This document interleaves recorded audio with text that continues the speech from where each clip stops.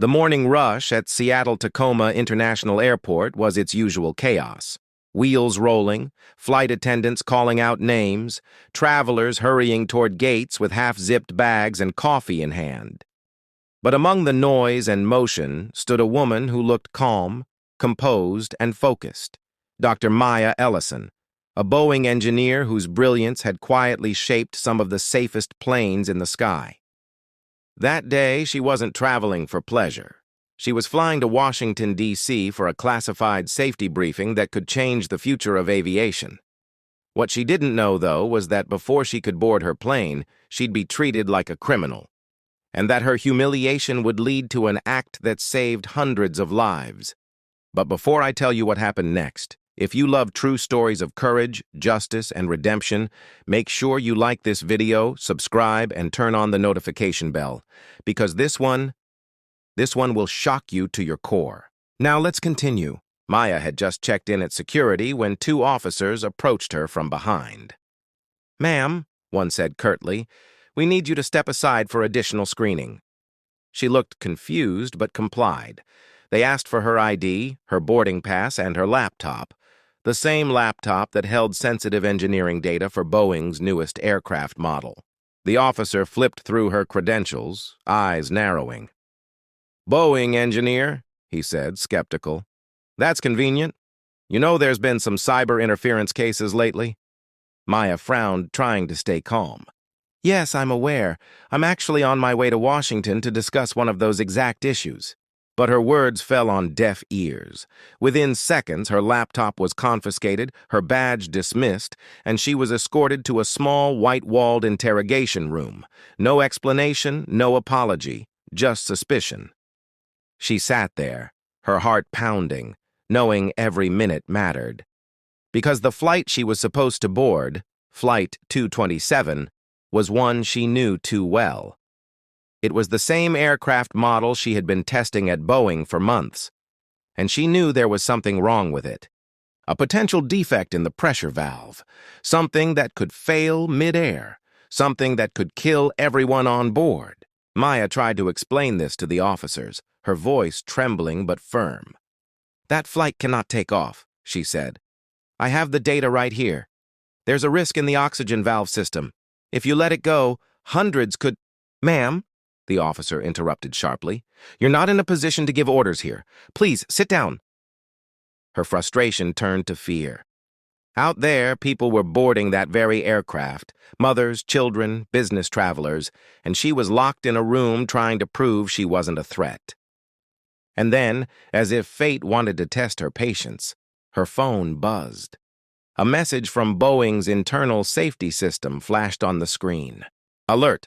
Unstable cabin pressure reported. Model 7X prototype, active flight."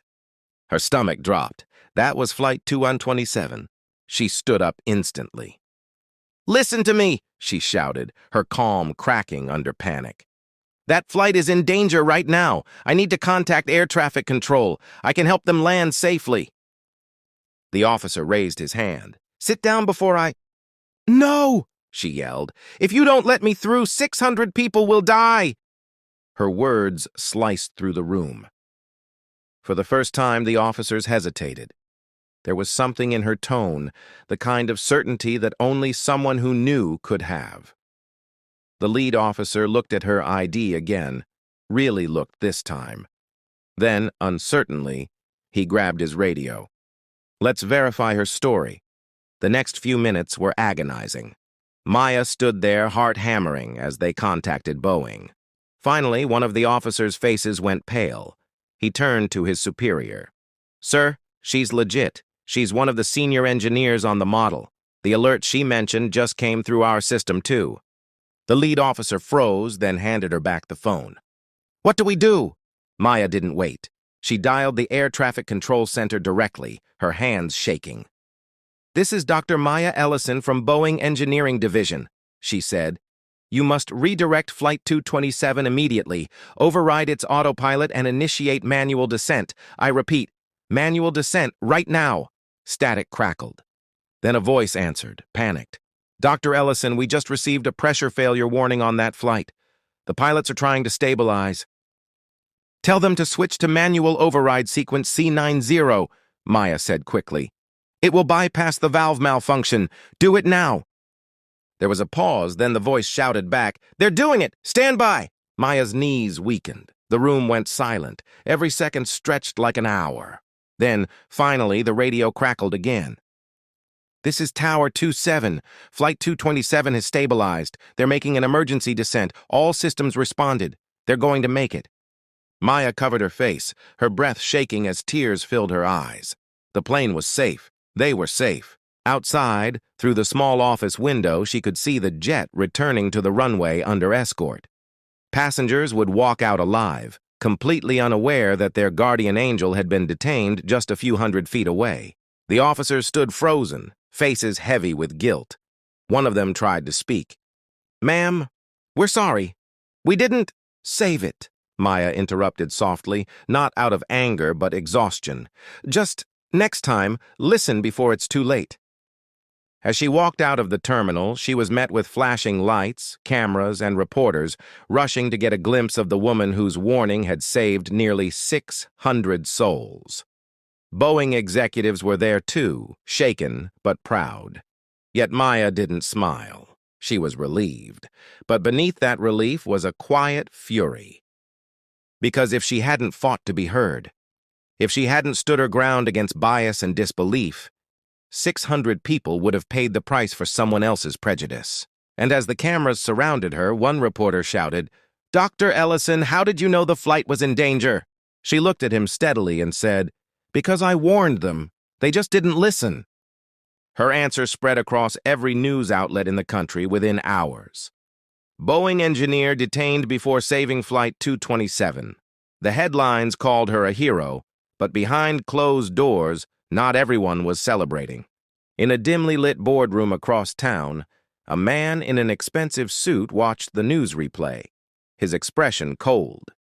He was the same executive who had dismissed Maya's warnings weeks before, the same man who had signed off on the aircraft's release to save company money. He picked up his phone and said quietly, Find out everything about Dr. Ellison. If she keeps talking, we're finished. And just like that, the woman who had saved hundreds of lives became a threat to powerful people who had everything to lose. Sometimes, being right isn't enough. Sometimes, the fight for truth only begins after the world starts listening.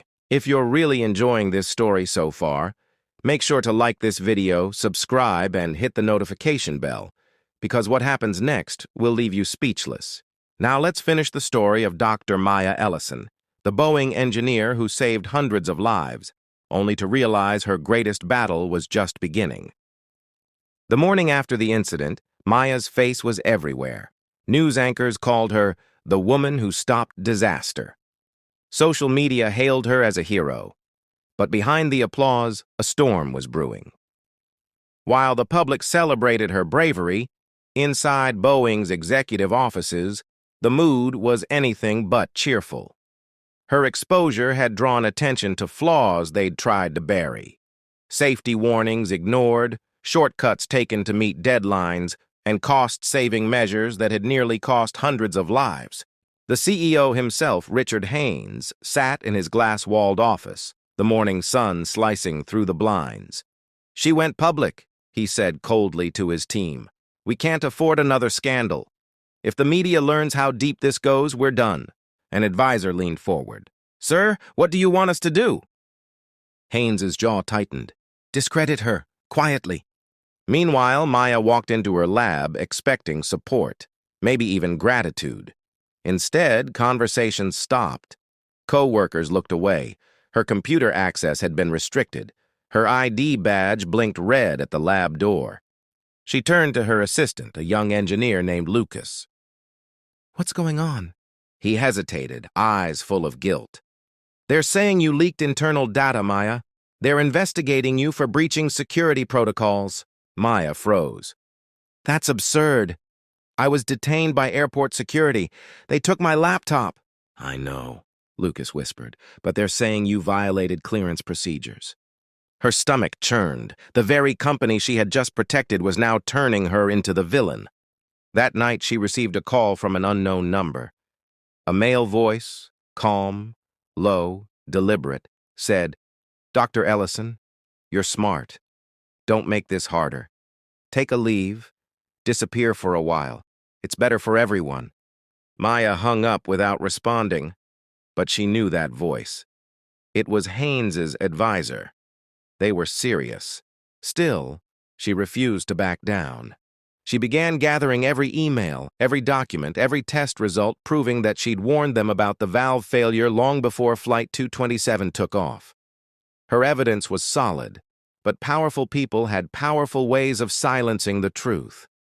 2 weeks later, she was summoned to a formal hearing at Boeing headquarters.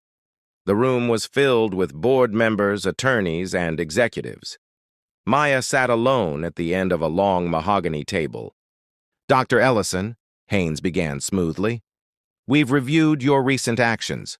You violated internal security by communicating sensitive data to unauthorized parties. Your behavior has caused reputational damage to this company."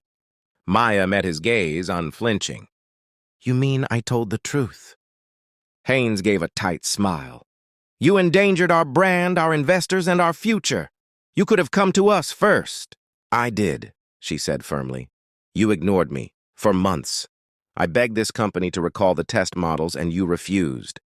A murmur rippled through the room. Haynes's smile faltered. "That's enough.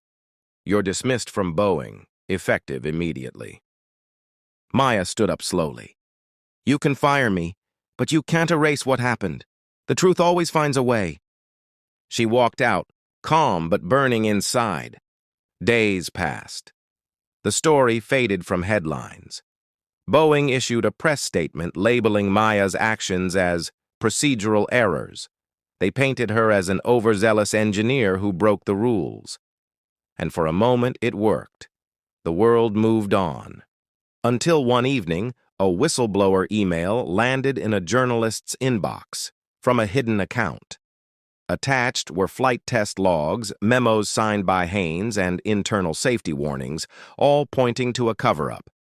The next morning, the New York Journal published the headline, "Documents reveal Boeing ignored engineers' warnings before near-fatal flight incident." The story exploded. Congressional hearings were called. Boeing's stock plummeted overnight. Haynes and several executives were subpoenaed for investigation. And then, the biggest shock of all, the journalist revealed the anonymous whistleblower's identity, Dr. Maya Ellison. When reporters found her outside her apartment, Maya looked calm, composed, and unbothered. "Dr. Ellison, do you have anything to say to Boeing?" one asked. She paused, then said softly, "Safety isn't a privilege. It's a responsibility. If doing the right thing costs me my career, so be it." Her words went viral instantly. She was invited to speak before Congress, not as a whistleblower, but as a voice for accountability in corporate safety. The same government that once detained her at an airport now stood to honor her courage. As the investigation unfolded, the truth was undeniable. Emails proved Haynes had overruled engineers' safety concerns to meet production deadlines. He was forced to resign, facing criminal charges for corporate negligence. When the verdict came, the courtroom fell silent. The judge read the sentence. For willful neglect resulting in endangering public safety, Richard Haynes is hereby sentenced to 12 years in federal custody. Maya sat in the back, tears in her eyes, not of revenge but relief. Justice, at last, had found its way. After the trial, a young reporter approached her. "Dr. Ellison, do you feel vindicated?" Maya looked out the window, watching a plane soar across the evening sky. "No," she said quietly. "I just feel sad it took a near tragedy for people to start listening. The cost of ignorance is always higher than the cost of truth." Her voice cracked slightly as she added, "I just hope the next engineer who speaks up doesn't have to fight this hard to be heard." That night, as Maya returned home, she found a single envelope slipped under her door. Inside was a note that read, "Because of you, my husband came home that night, thank you. Passenger 14C, Flight 227. She smiled softly, tears falling. For the first time in weeks, she allowed herself to breathe. The world could say what it wanted. She had saved lives. and that truth would always outweigh any lie. And that's where Maya's story ends, not in fear, not in silence, but in victory. Because sometimes standing for what's right means standing alone, and when you do, the truth becomes its own kind of justice. Now let me ask you this. If you were in Maya's position, would you risk everything, your job, your name, your peace, just to do what's right? Comment your answer below. I'd love to hear your thoughts. And don't forget to like this video, subscribe, and turn on the notification bell, because we've got more powerful stories coming your way that will leave you inspired, moved, and speechless.